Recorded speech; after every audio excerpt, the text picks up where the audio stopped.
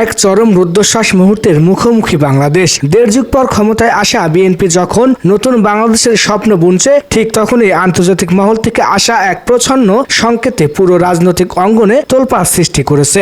গুঞ্জন উঠেছে বাংলাদেশের স্থিতিশীলতা ও গণতন্ত্র রক্ষায় ডক্টর মোহাম্মদ ইউনূসকে গুরুত্বপূর্ণ রাষ্ট্রীয় পদে দেখতে চায় বিশ্বের শক্তিশালী রাষ্ট্রগুলো। কেন বঙ্গভবনের পরবর্তী অভিভাবক হিসেবে ইউনূসের নাম নিয়ে এত আলোচনা চলছে? তারেক রহমান কি পারবেন এই আন্তর্জাতিক আকাঙ্ক্ষার আর দলীয় রাজনীতির মধ্যে ভারসাম্য রক্ষা করতে? নতুন বাংলাদেশের এই নজিরবিহীন ক্ষমতার মেরুকরণ নিয়ে আমাদের আজকের বিশেষ প্রতিবেদন।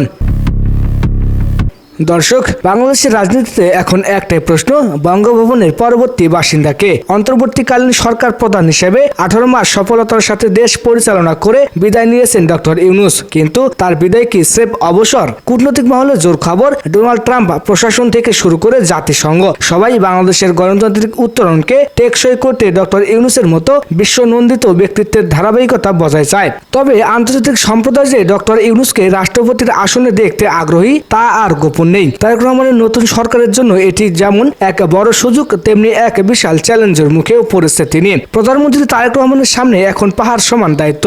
একদিকে দলের ভেতরে দীর্ঘদিনের পরীক্ষিত নেতাদের রাষ্ট্রপতি করার দাবি, অন্যদিকে আন্তর্জাতিক বন্ধুদের পরামর্শ। তবে গুঞ্জন শোনা যাচ্ছে ব্যারিস্টার জাইমা রহমান এই সংকট নিরসনে এক অনন্য ভূমিকা পালন করেছেন। জাইমা রহমান মনে করেন, নতুন বাংলাদেশে প্রথাগত রাজনীতির বাইরে এসে ডক্টর ইউনূসের মতো আন্তর্জাতিক অভিভাবক থাকা জরুরি।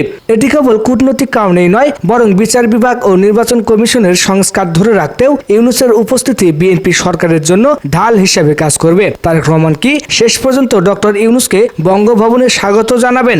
জুলাই বিপ্লবের অন্যতম বড় দাবি ছিল সরকার প্রধানের হাতে সব ক্ষমতা কুক্ষিগত না রেখে রাষ্ট্রপতির ক্ষমতা বাড়ানো। ডক্টর ইউনূস যদি রাষ্ট্রপতি হন এবং তার হাতে কিছু নির্বাহী ক্ষমতা থাকে, তবে বাংলাদেশে আর কোনোদিন স্বৈরতন্ত্র ফিরে আসতে পারবে না, এমনটাই মনে করেছেন ছাত্র আন্দোলনের নেতারা। এই ভারসাম্য রক্ষায় ডক্টর ইউনূস যদি রাষ্ট্রপতি হিসেবে রাজি হন, তবে তারেক রহমান সরকারের গ্রহণযোগ্যতা বিশ্ব দরবারে বহু গুণ বেড়ে যাবে। এখন প্রশ্ন হলো, তারেক রহমান কি তার দলীয় নেতাকর্মীদের এই মহৎ উদ্দেশ্যে বোঝাতে পারবেন? বর্তমানে রাষ্ট্রপতি মোহাম্মদ শাহাবুদ্দিনের বিদায়ের ঘণ্টা বাজছে। এখন কেবল অপেক্ষা প্রধানমন্ত্রীর চূড়ান্ত সিদ্ধান্তের। রাজনৈতিক মহলে কান পাতলেই শোনা যাচ্ছে খুব শীঘ্রই এক ঐতিহাসিক সমঝোতার ঘোষণা আসতে পারে, যা বাংলাদেশের গণতন্ত্রকে এক নতুন উচ্চতায় নিয়ে যাবে। তো দর্শক, ডক্টর ইউনূস কি শেষ পর্যন্ত বঙ্গভবনের দায়িত্ব বুঝে নেবেন? তারেক রহমানের এই সাহসী সিদ্ধান্ত কি বাংলাদেশের ভাগ্যের চাকা ঘুরিয়ে দিবে?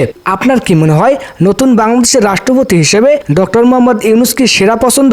আপনার মূল্যবান মতামত আমাদের ভিডিওর কমেন্ট বক্সে লিখে জানান। রাষ্ট্রপতি নির্বাচন এবং নতুন সরকারের প্রতিটি চাঞ্চল্যকর আপডেট সবার আগে পেতে আমাদের চ্যানেলটি সাবস্ক্রাইব করে সাথেই থাকুন। ধন্যবাদ।